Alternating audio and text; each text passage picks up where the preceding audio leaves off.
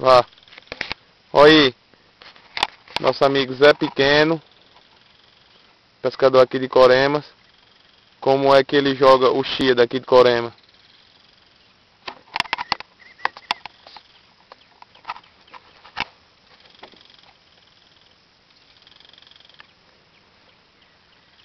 E aí, Zé? Pegou alguma coisa? Peguei.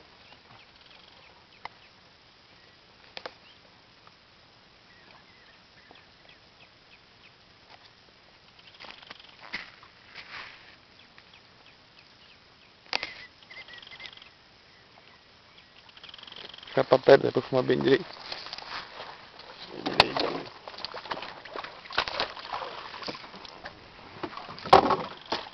Passa uma reportagem dessa no Amazonas, sabe que vai ficar tudo doido. Eu digo, meu filho, eu tenho amigo meu em Corema que é do mesmo jeito. Vai, Zé, rocha aí.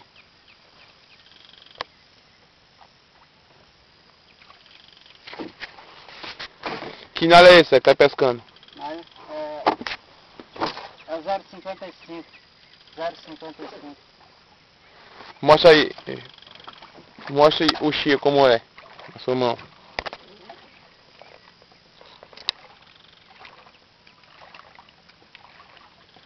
Bota lá assim, pendura lá assim.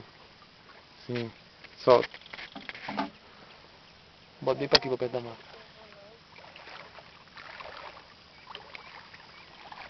Qual os outros tem aí, Zé? Os outros chia que tem feito. Do mesmo jeito mesmo.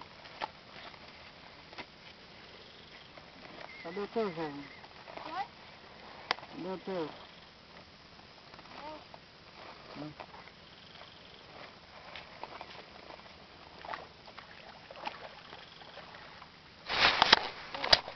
Aqui é a gente aqui. Aqui é o menineiro com chia.